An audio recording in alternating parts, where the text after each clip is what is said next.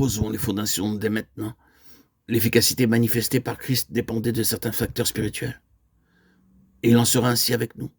Et cette efficacité était fondée sur des facteurs ou des caractéristiques de l'incorruptibilité, des éléments qui à l'arrière-plan étaient la constitution de sa vie même incorruptible. C'est cela qui donnait à sa vie son immense signification. Toutes ces valeurs intrinsèques se sont manifestées au cours des 3 années et demie de son ministère public. C'est peu comparé à toute une vie, mais considérons tous que ces 3 années et demie contenaient. Cela fait 2000 ans que nous en touchons à peine le bord, qu'il faudra tous les âges des âges à venir pour épuiser le contenu de ces 3 années et demie. C'est une plénitude inépuisable, de son baptême à sa glorification. Il y avait une telle plénitude de valeurs concentrées capables de remplir l'éternité. Les hommes, au cours de tous ces siècles passés, ont bu à la fontaine de ces 3 années et demie, et ils y boivent encore, de toute nation, de toute classe sociale, de toute langue, et c'est toujours aussi plein que jamais.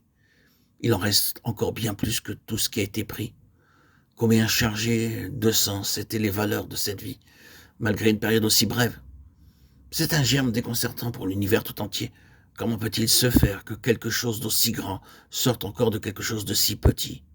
Comment est-il possible qu'il puisse y avoir, coulant de cela, un puissant fleuve de valeurs divines inépuisables ? Là est la question, et c'est la question à laquelle je crois, du moins jusqu'à un certain point, le Seigneur nous permettra de répondre. Et je le redis encore une fois, c'est parce que durant ces 3 années et demie, cette vie était constituée par des principes incorruptibles, des éléments incorruptibles. Jésus est fils de Dieu et donc fondamentalement infiniment différent de nous. Si nous considérons sa divinité, sa déité, mais le Nouveau Testament démontre clairement que les caractéristiques de cette vie incorruptible doivent être aussi reproduites et se manifester dans son peuple, non pas les caractéristiques de la déité ou de la divinité, mais les caractéristiques de sa vie. Autrement, que pourrait bien signifier que cela a été mis en lumière par l'Évangile ? Qu'est-ce qui a été mis en lumière ? Seulement certains faits ? Non, certaines valeurs qui doivent devenir nôtres et vraies en nous, comme elles le sont en lui.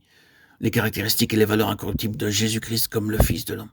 Ainsi donc, nous disons à nouveau que notre efficacité et notre valeur dépendront de la mesure de ce qui est incorruptible dans notre vie. Le standard, la mesure de Dieu, de Christ, du Saint-Esprit, du ciel et de l'éternité ont pour norme l'incorruptibilité.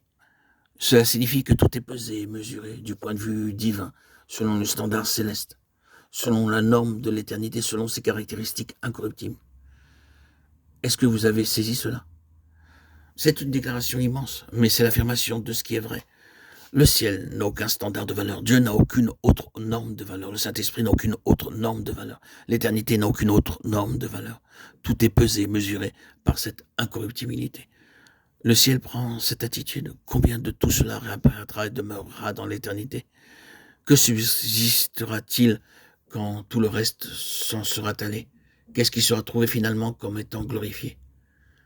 C'est la norme céleste. C'est la loi de ce qui est incorruptible.